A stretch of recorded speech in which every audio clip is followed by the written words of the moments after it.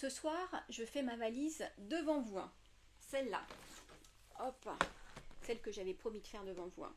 J'enlève mes lunettes parce qu'il y a des éclats. Donc cette valise-là, elle est vide. Vide de chez vide. Voilà, si vous voulez voir. Hop.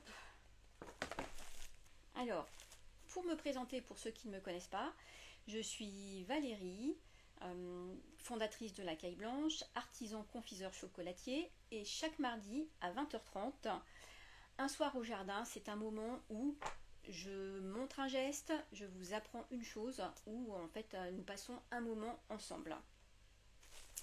Alors, cette valise qui est vide, en fait c'est toute l'histoire de quelque chose que vous avez certainement connu. J'imagine que dans votre vie, vous avez des histoires de souvenirs mémorables de préparation de valises. Et moi, j'en ai une petite histoire pour vous qui me concerne. Alors, il faut vous dire que quand j'étais plus petite, nous partions pour la Réunion pour 2 mois. 2 mois parce que en fait, nous n'allions voir la famille que tous les 2 ou 3 ans. Donc on y restait 2 mois pour visiter la grand-mère, les cousins, les cousines. Enfin bon, bref, c'était retour au pays. Et lorsque nous faisions ces valises, il y avait une règle intangible. On part léger et on revient chargé. Et une année, mes parents avaient considéré que nous étions en capacité, mes soeurs et moi, de faire nous-mêmes nos valises de Paris à la Réunion. Et donc je l'ai faite ma valise, et j'y ai mis des livres, beaucoup de livres. Et au retour, lorsque mon père a commencé à chasser le moindre kilo disponible pour pouvoir ramener des saucisses fumées, des épices, du piment, enfin bon bref, tout ça, il me demande ma valise de retour, il la pèse, et là, 15 kilos. 15 kilos de livres, 15 kilos qui ne reviendraient pas en saucisses fumées, pas en épices. Donc ça a été un mini-drame. Je n'ai pas compris à cette époque-là pourquoi ça avait été un mini-drame. Mais maintenant, je vous avoue que moi, je fais exactement comme mon père. C'est-à-dire que je pars à vide et je reviens chargée. Alors, cette valise vide, et bien sûr, il va bien falloir la remplir au retour. Alors, qu'est-ce que je vais y mettre dedans? Ces sachets-là, qui sont des sachets gaufrés à mettre sous vide, ils contiendront les différentes tablettes de Galabé avec les différentes variétés de canne à sucre du jardin. Ce carnet, toujours important. Moi, quand je pars, j'ai toujours un carnet parce que ça me permet de mettre ma production, ça me permet de noter toutes les petites choses que j'ai vues, les balades que j'ai faites. Enfin, ça me fait plein de choses à vous raconter quand je reviens. Il y aura également des bag-in-box, parce que les bag-in-box, que je n'ai pas encore et que je reçois demain. En fait, ça va me permettre de ramener le velours de canne. Enfin bref, toutes ces petites choses qui sont et qui viennent du jardin. Cette valise, je la prépare, hop, je la prépare une fois par an, mais je la prépare toujours à la même période. Ceux qui me suivent depuis un certain temps savent que j'y vais au mois de septembre. Alors, pourquoi j'y vais toujours à la même période? C'est simple. En fait, la canne à sucre, ça ne se coupe pas toute l'année. Ça ne se coupe pas n'importe quand. La canne à sucre, ça se coupe à l'hiver austral. Et il se trouve que là-bas, en ce moment, on est en plein dans l'hiver austral. C'est le moment où la canne à sucre est à son meilleur, et en termes de sucre, et en termes de développement aromatique. Donc, si aujourd'hui vous saviez déjà, par exemple, et je n'en doute pas, que les vendanges ne se font pas au mois d'avril, et bien à présent, vous savez que la canne à sucre, c'est pareil, elle a une saison. Ce qui me fait rebondir sur mon propre métier de confiseur, souvent on me dit, en fait, toi, ton métier de confiseur, c'est saisonnier, ça va être surtout au moment des fêtes, donc ça serait plutôt social et culturel. Mais en fait, en réalité, moi, mon métier, il a aussi une saison, mais une saison qui est dictée par la nature. Et cette saison, c'est le jardin de mes parents au Lambert à l'étang salé. Vous comprenez bien que dans ces conditions, cette valise pour moi, elle revêt une importance capitale. Pourquoi? Parce que c'est les coulisses de tout ce que je vous fais découvrir tout au long de l'année, que ce soit sur mes marchés, que ce soit au Salon international de l'agriculture ou que ce soit à mon atelier.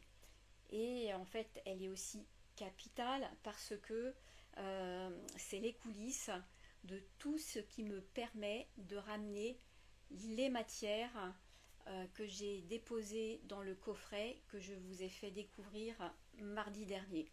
Le coffret Le Goût. Le coffret d'ailleurs que vous pouvez voir sur l'émission que j'ai mis en replay sur ma chaîne YouTube. En fait, bon, en tout cas ce soir, ce qu'il faut savoir s'agissant de ce coffret, c'est que tout l'été, les réservations sont possibles. C'est toujours 50 exemplaires numérotés, 119 € TTC frais d'expédition inclus, et les coffrets partiront au mois d'octobre à mon retour de la Réunion avec ce que cette valise aura permis de rapporter. Donc les coffrets sont là. Le coffret numéro 1 attend son nom et il attendra bien sûr au jardin. Alors maintenant, ça va être à votre tour. Je reste avec vous. Posez-moi vos questions sur le jardin, sur le galabé, sur ce que vous voulez. La chose à savoir ce soir, c'était qu'à La Réunion, les cannes à sucre ont une saison. Le sucre complet a une saison, ce n'est pas n'importe quand. Alors, si vous deviez avoir une précision, si vous vous étiez posé la question, ce n'est pas partout pareil dans le monde.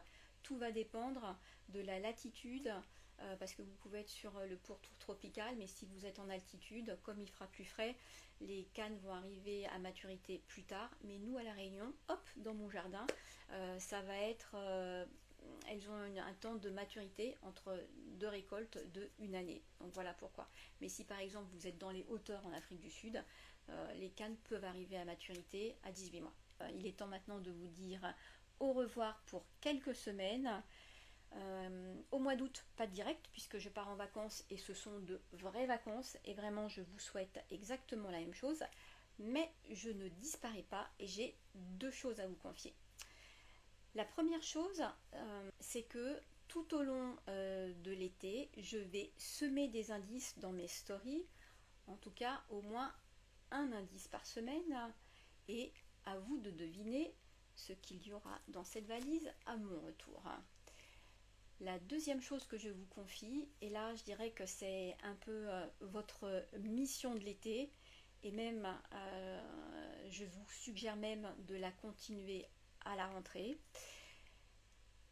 Cet été, s'il y a plein de petits moments instantanés qui vous parlent et que vous auriez aimé sur le coup transmettre à quelqu'un, et ben vous les collectez ces petits moments. Ça peut être une photo d'un endroit que vous aimez, ça peut être le bruit de la mer, ça peut être une pensée pour quelqu'un que vous aimez mais que vous ne lui avez pas écrit, en fait parce que ça vous prend comme ça.